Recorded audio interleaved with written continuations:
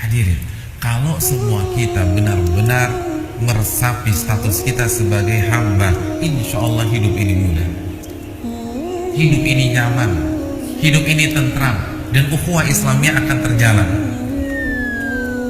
Hadirin, yang bikin kita sengsara di dunia ini kan karena kita jadi hamba dunia. Yang bikin kita stres, galau, itu kan karena di otak kita tuh dunia. Hamba itu punya sesuatu atau nggak punya sesuatu? Nggak punya sesuatu. Kalau kita bisa memahami konsep ini, itu hidupnya lempeng banget. Saya ingin tanya, apabila di sebuah rumah ada pencurian mobil S-Class hilang, kira-kira yang sedih siapa? Pembantunya atau majikannya? Ada yang pembantunya? Nggak mungkin. Majikannya. Kenapa pembantunya nggak sedih? Karena bukan punya saya, Pak Ustaz. Santai aja.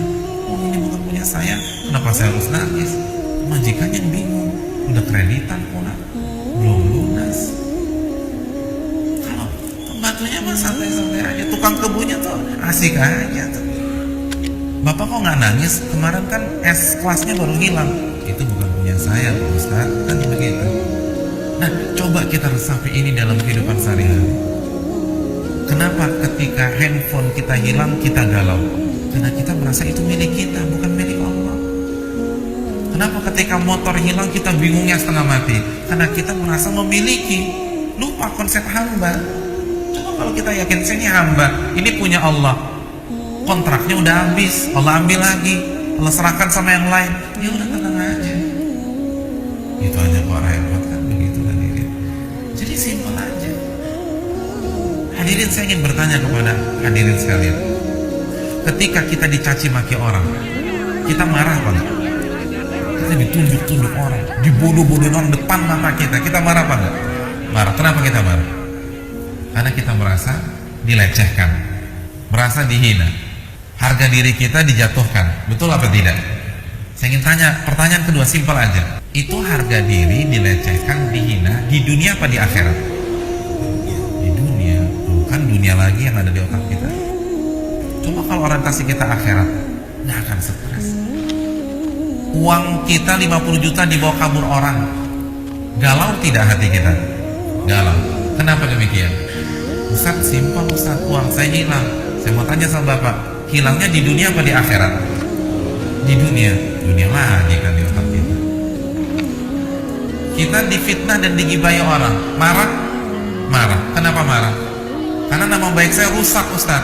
Rusaknya di mana, Pak? Di dunia apa di akhirat? Di dunia. Bukan dunia lagi. Itu yang bikin kita stres, itu dunia. Coba kalau orientasi kita jadi hamba Allah, lalu mindset kita akhirat, akankah kita stres?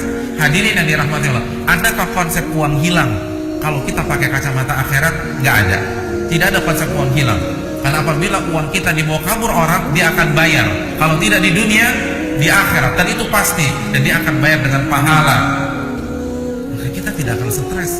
Karena yang membuat kita stres adalah ketika kita merasa uang kita nggak balik. Ketika kita yakin uang itu akan dikembalikan, bahkan dengan bonus, dengan hal yang lebih baik, yaitu pahala, kita akan santai. Kalau kita mindset kita akhirat, kita difitnah dan digibahi orang, kenapa Anda harus marah? Bukankah orang yang memfitnah dan menggibahi Anda itu akan mentransfer pahalanya pada hari kiamat? Kok dikasih pahala marah? Atau kalau dapat transferan duit senang apa enggak? Setiap hari ada orang yang transfer antum 10 juta, senang? Senang. Nah sekarang kenapa ketika ada orang setiap hari kasih transfer pahala kita marah? Kenapa harus stres? Anda stres karena di otak Anda tuh dunia. Anda takut nih, yang Anda dapatkan semua di dunia tuh hilang. Itu yang Anda takutkan. Jadi aneh ya manusia, yang mengecewakan mereka selama itu dunia, tapi masih aja setia sama dunia. Yang membuat mereka sakit hati selama itu dunia, tapi masih aja mau jadi budak dunia. Yang membuat mereka galau selama ini itu dunia, tapi masih aja mau jadi hamba dunia. Manusia, oh manusia, luar biasa. sedangkan Allah yang memberikan mereka semuanya, yang Ar-Rahman dan Ar-Rahim, nggak mau jadi hambanya. Kalau kita ingin bahagia, ini konsepnya Nabi, jadilah hamba Allah. Ini gelarnya. Makanya ketika Nabi menjelaskan tentang hamba Allah, Nabi katakan tuba lahu